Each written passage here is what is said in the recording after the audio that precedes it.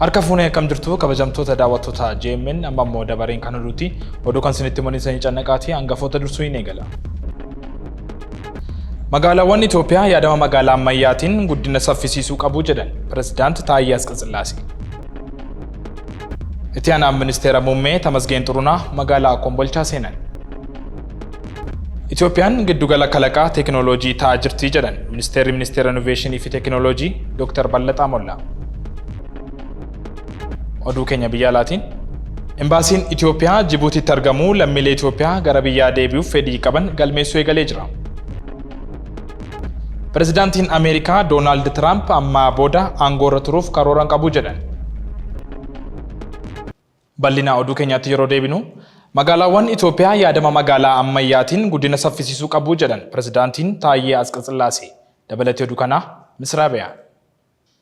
Magaalaawwan Itoophiyaa walharkaa fuudhinsa dhalootaati guddina saffisiisuufis akka qaban Pireezidaantiin Riippaabilikaa Dimokiraataa Federaalaa Itoophiyaa Taayyee Asqasillaasee ibsan. Sagantaa misoomaa Gondar galii walitti qabuufis Finfinnee Hoteela Sharaatan mata dureen Gondariin haa dabalu jedhuun qophaa irratti birrii miliyoona 2.2 ol waadaa galamuunis xumurameera. Afayaa'iin mana maree Federeeshinii Yaaganyoo Tashaagar itti aanaa Ministeera Muummee Tamasgeen Xurunaa bulchaan naannoo Somaalee Mustafee Mahammadii fi gaggeessitoonni mootummaa naannoo fi federaalaa dureeyyii akkasumas immoo keessummoonni waamaman saganticha irrattis argamaniiru. Pireezidaantiin Taayyee Asqasillaasee wayita kana ergaa dabarsaniin kanneen asitti argameef lammiilee Itoophiyaa misoomaaf tattaaffii cimaa hojjetan galateeffachuusis jedhan.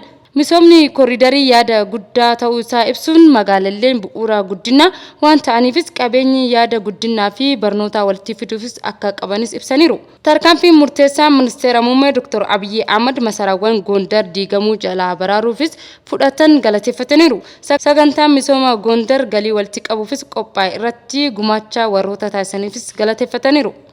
Bulchaan naannoo Amaaraa Obbo Araggaa Kabbadaa gama isaaniitiin seenaa magaalaa Itoophiyaa keessatti magaalaa irraa amma aartiitti qaroomina irraa amma ashaaraa seenatti Gondar magaalaawwan hedduufis fakkeenya taati jedhaniiru.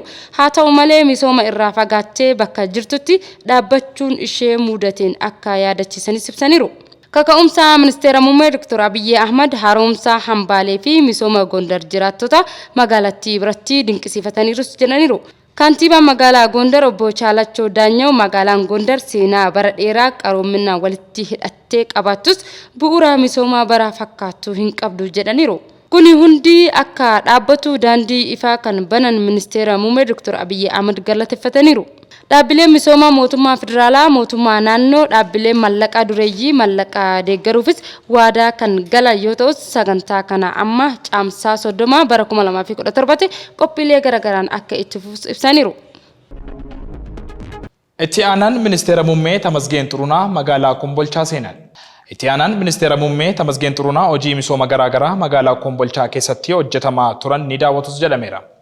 Itti aanaan Ministeera Muummee Tamasgeen Xurunaa hojiilee misooma adda addaa Kombolchaatti hojjetaman daawwachuuf yeroo buufata xiyyaaraa Kombolchaa gaan simannaan aangawoota naannichaan taasifameefii jira. Itoophiyaan giddugala kalaqa teekinooloojii ta'aa jirti jedhan Ministeera Innoveeshinii fi Teekinooloojii Dr. Ballataa Mollaa. Itoophiyaan giddugala staartaappii kalaqa teekinooloojii ta'aa jiraachuu Ministeera Innoveeshinii fi Teekinooloojii Dr. Ballataa Mollaa ibsaniiru. Walga'ii ministeerota barnootaa ICT fi ogummaa Afrikaa Innoveeshinii Afrikaa 2025 jedhu jaarraa 21ffaatti Afrikaa barsiisuuf ga'oomsuu jedhuun gaggeeffamaa ooleera. Walga'ichi biyya badhaatee fi teekinooloojii guddatte ijaaruuf murteessaa ta'uu Dr. Ballataan ibsaniiru. Afrikaatti ogummaa dijitaalaa fi ga'oomsa kalaqa teekinooloojii cimsuun misoomaa fi guddina kan ariifachiisu ta'uu kaasuun dargaggoota teekinooloojii dijitaalaan hidhachiisuun dirqama ta'us kaasaniiru. Ardichatti dinagdee dijitaalaa bu'uuraalee misooma innoveeshinii fi teekinooloojii irratti hundaa'e ijaaruuf Itoophiyaan tumsaan hojjechuun dargaggootaaf sirna dijitaalaa mijataa uumuuf murannoo qabaachuus kaasaniiru. Innoveeshinii fi teekinooloojiin dorgomtummaa Afrikaa guddisuuf dargaggoota saayinsii fi teekinooloojii, injiineringii fi herregaan ga'oomsuun akka barbaachisu eeruun Itoophiyaan tattaaffii cimaa taasisaa jiraachuus ibsaniiru. Itoophiyaan tattaaffii mootummaa fi damee dhuunfaan giddugala staartaappii kalaqa teekinooloojii ta'aa jiraachuu ibsuu isaanis tajaajilli oduu Itoophiyaa gabaaseera. Oduu biyya alaarraa argannetti yeroon ce'u Embaasiin Itoophiyaa Jibuutiitti argamu lammiilee Itoophiyaa gara biyyaa deebi'uuf fedhii qaban galmeessuu eegale. Mootummaan Jibuutii Itoophiyaanota dabalatee lammiilee biyya alaa hayyama jireenya seeraa qabeessaa hin qabne yeroo murtaa'e booda biyyattii keessaa ari'uuf akeekkachiisa baasee hordofee imbaasiin Itoophiyaa achitti argamu kanneen gara biyya isaaniitti deebi'uuf fedhii qaban galmeessaa jiraachuu beeksiseera.